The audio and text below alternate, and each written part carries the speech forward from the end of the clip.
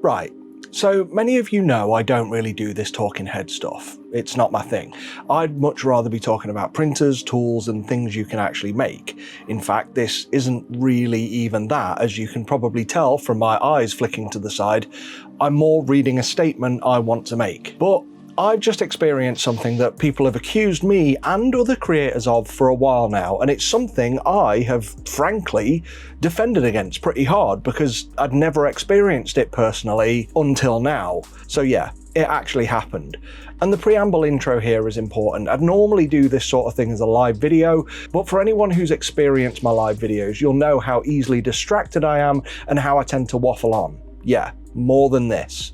This isn't a quick one. There is a lot of important information in here, and whilst I'm sure someone will sarcastically put video starts at such and such a time in the comments, skipping that means not understanding the perspective and you'll lose a lot of context. But I also need to make sure that what I publish here is accurate and factual.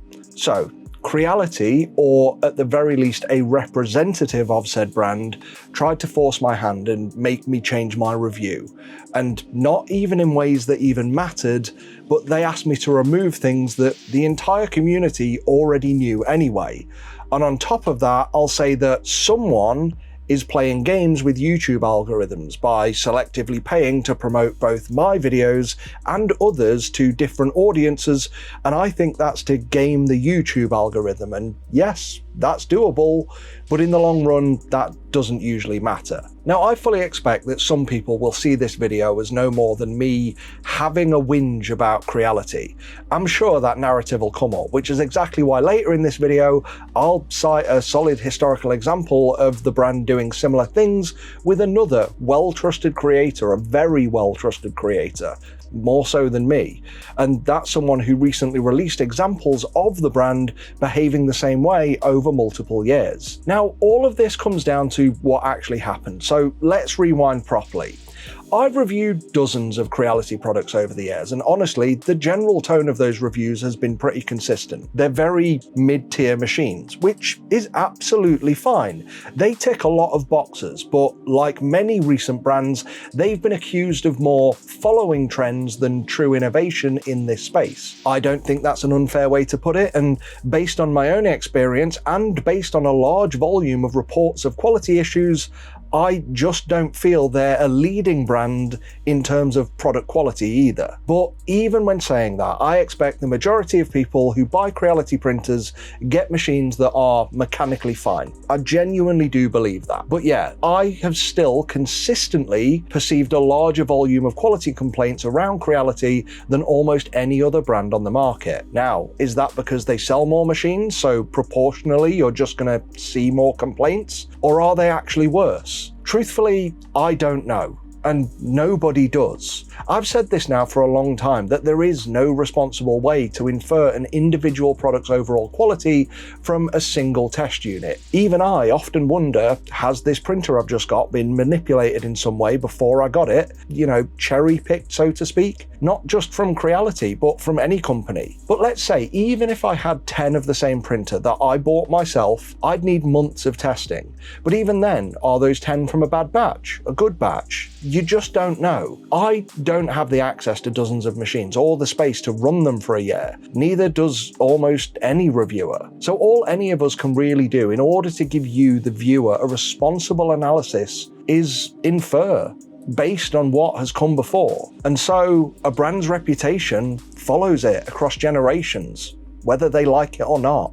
Now, at the same time, something I've said repeatedly in my reviews is that the value equation of any 3D printer now goes well beyond the raw hardware performance. For example, let's forget we're talking about 3D printers. Think about PlayStation versus Xbox. The value isn't just the box, it's the games, the services, the ecosystem. Android versus iPhone is another perfect example. Openness versus closure, hardware freedom versus ease of use. The point is, in most technology fields, raw hardware performance does not equal total product value. And so in 3D printing, one brand changed the face of the market about 3 years ago, not just by making a printer that worked out of the box, I would say not even by doing that, but by building a cohesive ecosystem. Shared components, shared logic, shared shared upgrades, shared materials, shared software, and a reputation to continually improve, upgrade, and add features to the product you have after purchase. That is value which exists, and all of that is what I mean when I say ecosystem. My reviews have never been about how hot an end gets or how flowy a rate is.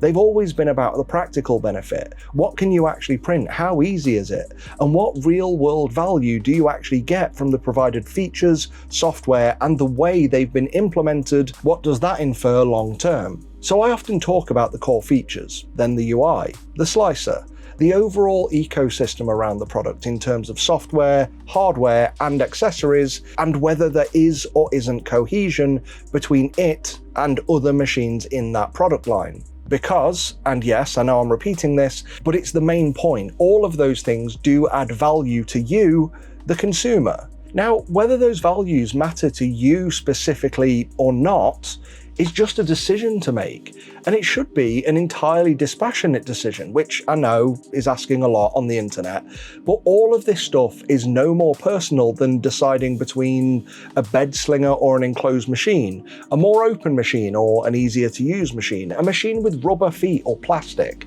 My job is to point out the difference so you can make an informed purchase decision.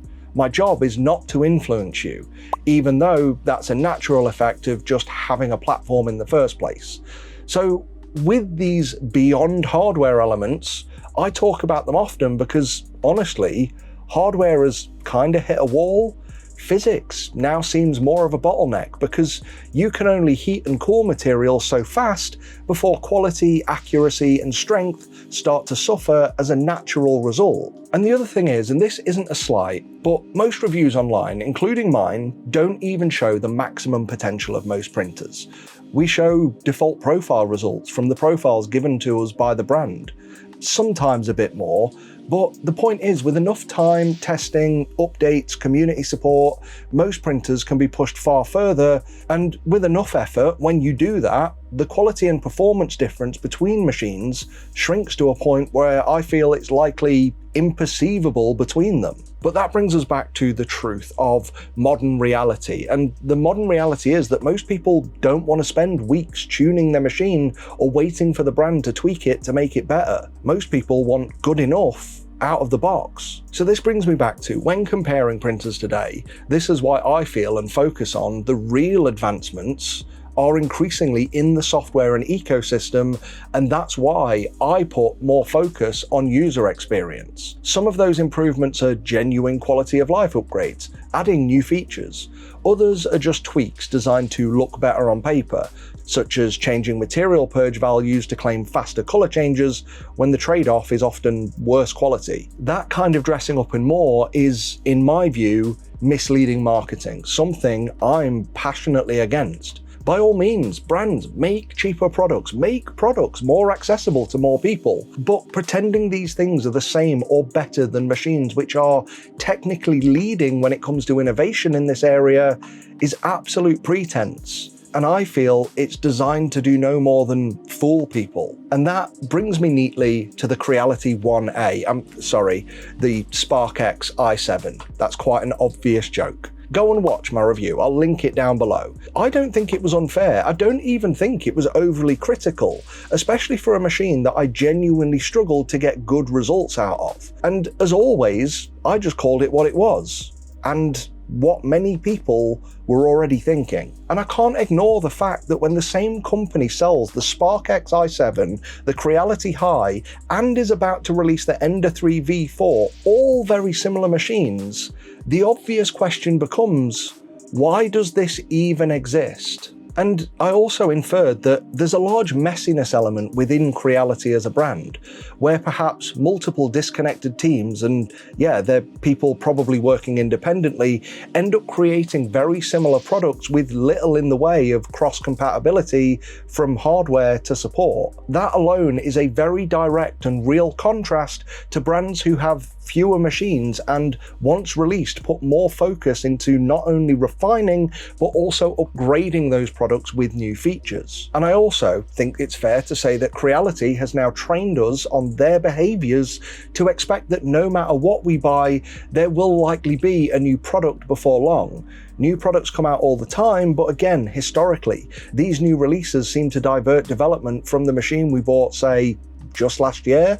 So again, I think that's real value from other brands whose products are in the spotlight for 2 to 3 years or more versus these which only get one. And of course, with the SparkX i7, I could not, in good conscience, ignore how similar this is to the A1. Other creators have said exactly the same thing. I think it clearly exists just to directly compete with that product, because visually, I feel it's almost a carbon copy, just in reverse. And it wasn't all negative. There are positive elements that are called out. Now, I still don't dare to call these improvements because we genuinely don't know the long-term reliability of these hardware changes, and we won't until this thing hits the general public en masse. Then give it a year and we'll get an indication of just how improved these differing elements are. And there are things I like the CFS being closed. That's a positive. I like the easy access to the filament path and cutter blade. I called them out as great, and I wish more brands would do it. And I actually think many people would prefer the device I wasn't able to show, which is the dual reel automatic loader, rather than a 4-reel full colour changing one, especially once they realise just how much waste is involved with colour changing. That dual loader is actually a genius invention, and they should have promoted it harder. Oh, and I also like the larger bed, and I do genuinely like the RGB light. I do. I think it's cool. And at the end, I said, even though my print quality wasn't great, I expect most users will get acceptable results once Creality dials in the profiles a bit better. That's common in my experience for Creality. Deliver first, fix later. And honestly, it's not unique to them. It's pretty much across the board in new printer releases, but it's most common in these mid-tier brands. And I also called out buggy behaviour that I've personally experienced across many Creality machines, behaviour that is simply less common with other brands that I've tested recently. And of course, outside the machine itself, I talked about the ecosystem, including the lack of cross-compatibility in terms of hardware, and I believe this is now the largest part of the value equation when looking at a 3D printer. And I also mentioned their messy lineup of machines. And I got a bit of crap in the comments for this bit, and I accept that, people are allowed contrasting views, but let me clarify it. Creality currently has 16 FDM printers across 4 categories: SparkX, the High, 7 flagship machines somehow, and 7 Ender machines. With that lineup, the SparkX i7, the High, and the Ender 3 V4 are, in practical terms, very similar machines, yet they use different core hardware components and different compatibility rules. Where other brands have one platform and evolve it, Creality has 3 near identical machines where others have one. To me, that fragments value. It diverts brand focus from continual improvement when compared to other brands, and it confuses customers. Now, I know there'll be people watching thinking I'm just a Creality hater, but why would I be that? I obviously want Creality to sell printers. I've got a channel monetized by little more than affiliate commissions. So of course, I could just run this channel by saying everything's amazing and try to do no more than push sales.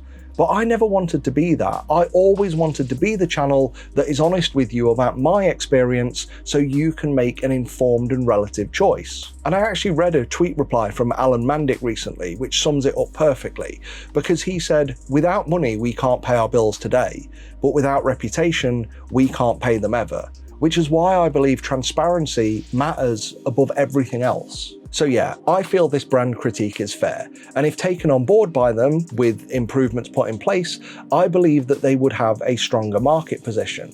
I believe that we as users would get a product with more value, if not on par with their competitors, then at least be at an angle where they are competitive, because right now I feel like it's a differing element which damages them. Now, Creality may even sell more printers than any other brand, but the thing is, that only sounds like a win until you look at what that actually means, and what usually follows from it in the history of companies that have done this before. High unit volume sales usually means you're very good at price pressure, distribution, and pulling in first-time buyers. It doesn't automatically mean that you're building trust, loyalty, or repeat customers. Many Creality video comment sections, not just mine, already show the warning signs. Endless people saying things like, "My first printer was a Creality," followed immediately by, "and I'll never buy another one." That's not brand strength, that's churn. Volume can mask that for a long time, but once experienced users mentally check out, the decline is already baked in. And we've seen this pattern so many times before. RIM is a textbook example. BlackBerry sold enormous numbers of devices and dominated enterprise, but they prioritized shipping more units and more models whilst dismissing usability shifts, ecosystem cohesion, and long-term platform trust. When they finally reacted, customers didn't just move on, they refused to come back. BlackBerry didn't slowly shrink, the hardware business simply died. Saab is the automotive parallel. They didn't fail because nobody bought their cars, they failed because cost-cutting, platform sharing, and quality compromises eroded trust while volume was still being pushed through a shrinking niche. Once that reputation cracked, sales volumes couldn't save them. Saab wasn't reinvented or recovered, the brand was shut down. And Kodak followed the same trap. They sold vast quantities of film and cameras and dominated their entire market for decades. But they optimized around pushing volume in an aging model instead of protecting long-term relevance and trust in innovation.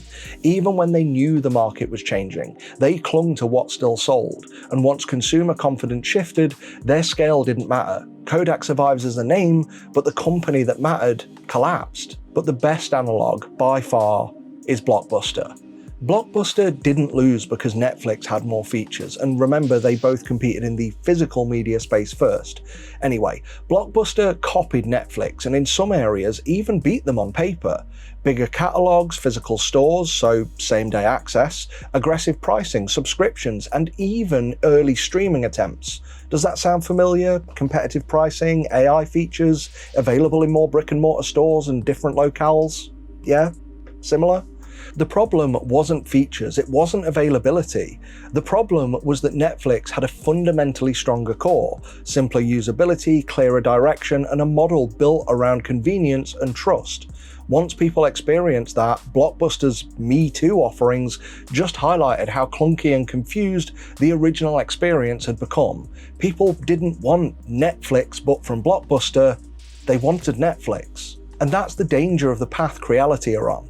You can match features, undercut on price, and even win individual checkboxes, but if the competitor's core experience is cleaner and more coherent, copying them doesn't save you. It accelerates the loss of trust. Blockbuster sold more movies than Netflix, right up until it didn't. Volume is a lagging indicator. The real shift happens first in sentiment and confidence, exactly what most comment sections already show.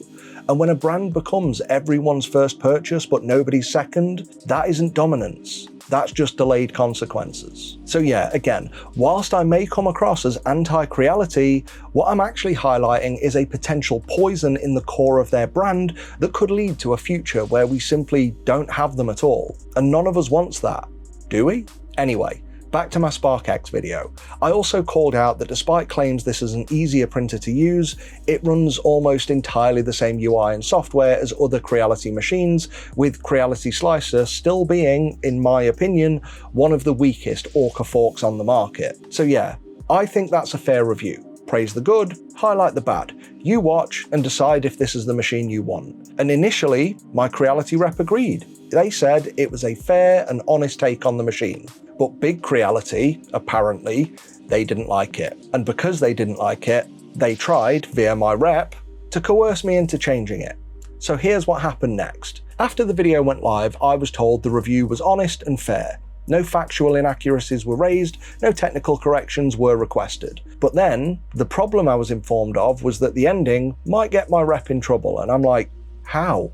Why? It was revealed that this could prompt criticism rather than encourage sales, and that it affected brand reputation during a sensitive launch period. Now I need to be clear. At no point had I agreed to make a promotional video. If I ever do them, it's rare, and I'll tell you up front, this is not a review. So I refused to make changes.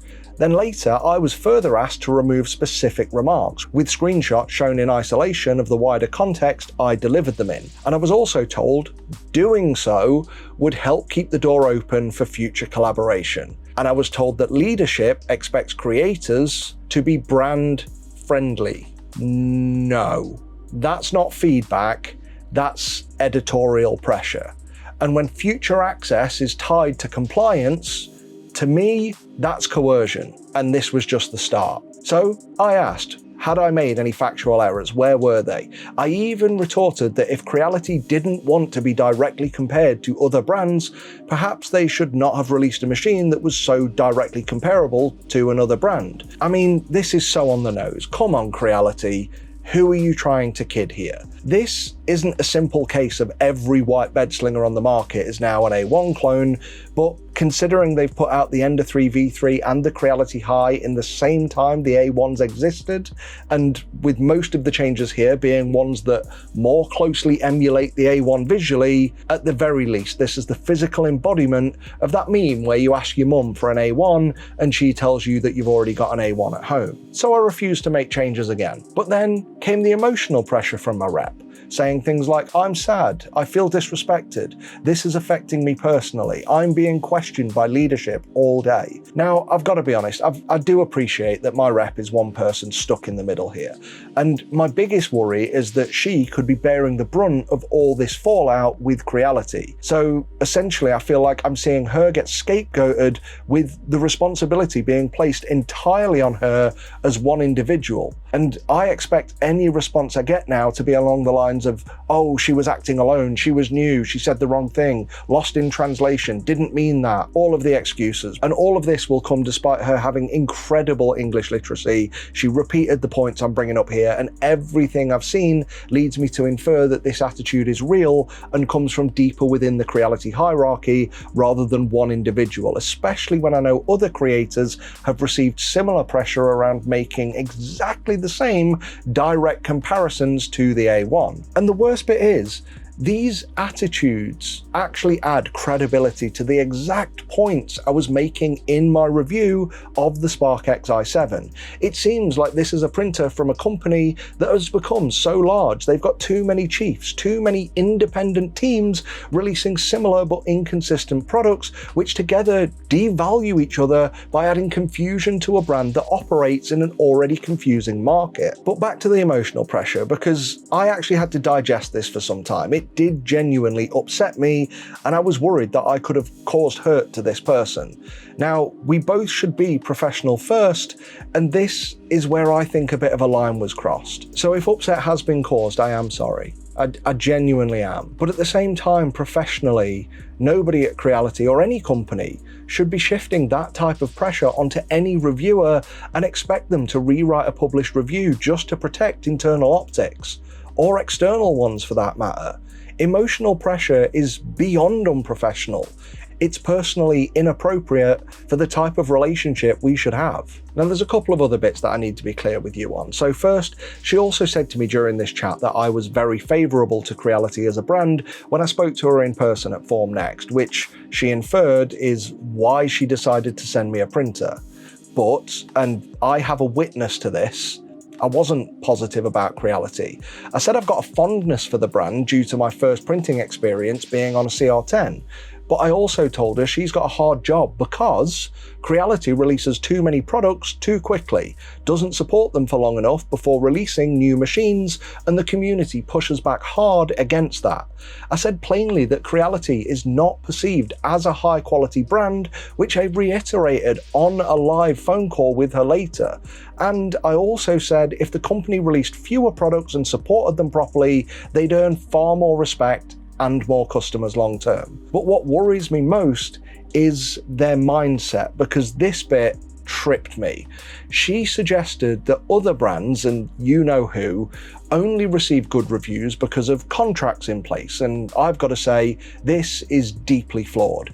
It's simply not true. At least for myself, I can say with 100% confidence that I am under no agreement or obligation with any brand that I must provide a positive review. And if I ever had a company try to uphold such a restriction, especially under any kind of threat, they'll get exactly what's happening here. I will call it out publicly. But this type of thinking from her has come from somewhere. She's only been at the company for about 4 months, and I believe she's only been in this industry for the same amount of time. So if this is the mentality over there, then that is poisonous, because this allows leadership to excuse their own failures rather than recognise that other brands do offer values that Creality doesn't, which once again brings me back to exactly what I said was a problem in my review. That belief would explain why brand criticism is resisted instead of learned from. But then the last bit, and the reason why this video is here, because I was deciding whether or not I should put this out, I checked my stats on the SparkX video one day to see they'd been massively boosted. And I mean a boost. This video was never going to be a huge performer for me. It was climbing in at around 23,000 views, then suddenly boom, nearly 10,000 more overnight. And I mean literally overnight, from 6 PM on January 12th to 6 AM on January 13th. But whilst my views massively increased, my watch time and subscriber count for this video remained consistent, meaning they didn't trend up in correlation with views. So I'm thinking, what's happening here? And I had a bit of an idea. I checked my video sources, basically where my views are coming from, and I found out that YouTube advertising is responsible for 40% of this video's views. Specifically over the period in question where it boosted up, it was responsible for almost 90% of views. Now, YouTube is my job. Understanding metrics properly is a big part of what I do now that this is my full-time gig. And to be clear, I don't run YouTube advertising on my videos. So I need to explain what this is. Pretty much anyone can pay YouTube to promote a video to a specific audience in a certain way, such as I could say men interested in tech, aged 25 to 55, from this variety of countries who are interested in certain other channels. And you can also say, put this video in recommended or up next, or I believe even be videos that autoplay after the last one's finished. But you can also pick counter demographics. So for this video, let's just say, assuming these people won't watch it, ladies aged 55 plus who are interested in gardening. And again, sorry if you're 55 plus, a lady interested in gardening and also watch my channel, but the group as a whole, you see what I'm saying. The point is, that latter selection all but guarantees nearly anyone who watches the video will click off it immediately. And that damages the statistics that YouTube cares about organically, such as watch time and other engagement markers, likes, dislikes, comments, shares, subscribers, and even this new hype button. And there is a general understanding amongst experienced YouTubers that if you use these promotional tools the wrong way, you can effectively tank a video. For a time anyway. Unless those promotions are ongoing, which is prohibitively expensive, organic traffic will return after about a week or so after the promo ends and things go back to normal, and I make my videos to play the long game anyway rather than prioritize immediate hype like buy now, FOMO, all that crap. So I'm not really that bothered. But yeah, unsurprisingly, from what I see after that boost in traffic, the steady climb I was on tapered off. My video no longer appears amongst the top suggested videos on YouTube when searching SparkX i7, which I learned by searching that, and when I did, I also noticed some other channels, some I've never heard of before, with significantly more views than I would even expect to see amongst the category of bed slingers in general. But as I analysed those videos further to get a view of the flavour that's being put out, it's often the more positive videos with the tens of thousands of views. And then I also noticed something else. The engagement of these videos is incredibly low, to the point where promotion is almost certain. There are some pretty decently known ratios for engagement percentages versus views that indicate healthy organic traffic on videos. So I worked out a little table to see how those videos compared. Now, I'm not going to name with the intent to shame anyone here. Every creator is welcome to make content however they do. But there were 3 channels who were so overwhelmingly positive about this machine, outperforming all other videos in terms of views, but with significantly below par engagement scores. Now, the thing is, I can't ever know, and therefore can't accuse anyone who has run these promotions on mine or anyone else's videos. I can't be certain that these other videos were promoted. There's no proof. But again, just look at those engagement numbers against the baseline. The point here is purely to show that it appears to me something is happening, and the pessimistic side of me infers what I think is obvious to most of you watching. Now, I expect some viewers, especially long-time Creality fans, will see this as just me complaining. But as I said, I've got no ill will towards Creality products themselves. I never have. I consider myself quite professional in what I do. The products are what they are, mid-tier with the quality and support you should expect from any mid-tier brand. The ecosystem is not there. That's also true of other brands and not of others. It may matter to you, it may not. It may matter to you deeply. The choice is yours, as always. But I'm going to call it out when I see it because it's a value difference worth consideration.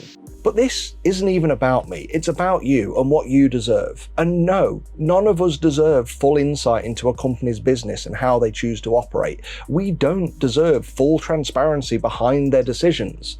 If this is how Creality want to play the game, so be it. But my channel is built around the question of, can we just stop pretending? Because I think what we all deserve is the ability to spend our money with a clear expectation of what we're going to get. And I believe you deserve creators who have full editorial control when publishing content in the form of a review. A review by nature has to be critical. And you deserve that without brand pressure just because they don't like the outcome, even when it's fair, valid, and true, just because it could impact their sales. In fact, especially for that reason. Because to me, the solution to these problems is actually much simpler than trying to make people change videos. And that's for them to make better products and offer competitive features. And I just want to finalize and show you how far back this goes. Let me show you this clip from Teaching Tech. Michael is, or was, one of the most respected voices in this space. And on his most recent video, where he unfortunately discloses he's leaving YouTube, he describes exactly the same behavior from Creality from years ago. The same goes for my review a few years ago of the Creality CR10 Smart. This printer was abysmal, and I said as much in my video, and that prompted some pretty frank discussions back and forth. And I took the chance in talking to some higher ups at the company to outline my problems with them. The fact that they flooded the market with too many printers, that these printers were unfinished, untested, that they relied on the community to do that side of the job with them. The fact that they built their website on stolen IP, the fact that they weren't following licenses properly for open source software. They were very polite, thanked me, but then cut me off for almost 4 years, not offering to send me anything after that point, which of course they're entitled to. But my point is, I used to make a lot of videos on modifying Ender 3s, and I used to cover a lot of products that had affiliate links, and I profited from that. But I was willing to cut that off completely if it meant telling the truth in that particular review. And when the time came that Creality got in contact and asked me to review their K2+, rather than bend over backwards and try and rebuild those bridges, I remained honest and pointed out some pretty glaring problems with that machine. I'm proud to say that I have maintained being honest, being transparent the whole time on anything I've ever tested on the channel. Now, as somebody who wants to fight for truth myself, I am genuinely heartbroken that Michael is stepping away from his YouTube channel. He was an absolute pillar of this community and a true bastion of truth and honesty. And hearing so many of his experiences with printers often validated a lot of what I've felt over the years. So I've got to say, the 3D printing community just got considerably worse without him in it, helping to protect us. But this brings me to my conclusion. Thank you for sticking with me. Right now, based on years of experience working with the brand, I don't believe, and this is simply my belief, Creality has any real interest in taking constructive feedback on board and improving. Instead, their focus seems no more than on selling as many printers as possible. And to do this, it seems they overtly attempt to manage perception by controlling who gets access, if not doing more than that. I don't want to directly accuse, but there's a lot here that I've not experienced with any other brand I've worked with across any technology. And the thing is, I didn't even say anything that bad. I've said the same thing about Creality for years. I've said much worse about other brands and they still support me. But anyway, I feel that this approach to sales is misleading and it hurts consumers. Now, before I finish, I need to be very clear about something. I am in no way saying that everyone now who reviews or promotes a Creality machine going forward is lying. I'm not saying that at all. I'm not saying people are dishonest because they choose to work with them. Please do not go out there calling creators names or accusing them of being shills or attacking people for making a different choice than I have. Every creator has a full right to get to decide how they operate and do content, full stop. And this genuinely isn't some reverse psychology nonsense where I'm saying don't do this, but secretly meaning do and put other channels down. That is not what this is. I've actually had another creator I used to respect do that to me in the past, and I cannot overstate how devastating that was. I would not wish it upon anyone. That nearly made me quit this gig entirely. So I'm saying this clearly and directly, please don't do that to anyone else. If you disagree with someone, please do so. Disagree with me. I always say just disagree respectfully, argue your points calmly, and always be open to the idea, as I am here, that you could be wrong. Just never resort to petty name calling or personal attacks, because if you're trying to make a good argument, that weakens it immediately. So what this situation has given me though is something I've never had before with any other brand I work with. A live, direct example of a company applying pressure when criticism is inconvenient. And because of that, there is now only one way forward. I did ask my rep if I could have a meeting with her manager, but this has been dragged out. And for someone who told me they had a whole day with managers asking about my video, they now can't seem to lock down one manager for a specific meeting one day in the future over the last 5 days. And I also don't know, but based on what I was told, I now expect that Creality will no longer me because I'm not brand friendly enough for them. But at the end of the day, I don't work for them or any brand. I work for you, the viewer. So rather than wait in limbo for them to make the call, I'm making it. From here on, I cannot, in good conscience, continue to work with Creality or any of their subsidiary companies, the Laser Team or PioCreate. I will continue to review Creality machines honestly and fairly. I'm not going to put them down for this. This is my choice. I will be genuine with you about the machines I touch because that's what you deserve. And I'm going to do that by purchasing them myself. I am fortunate enough that I can do that. And that's entirely thanks to your support that you give to this channel by using my affiliate links, becoming members and donating things like super thanks. But yes, this does mean that I probably won't be among the first to publish Creality reviews anymore, but I can promise you this, I will always be amongst the most honest. And I'll do this because despite all my tongue-in-cheek jokes to keep things lighthearted, I am a professional. And because I actually do want Creality to perform better in this market. I want to love them again. I want them to sell more printers. Isn't that what they want too? With their size, their reach, and their resources, they should be dominating this space. And I genuinely believe that what I say in my reviews already contains at least a part of the answer as to why they aren't. So good luck, Creality. Thank you everyone for watching. Thanks to our members. Until next time, Fohammer out.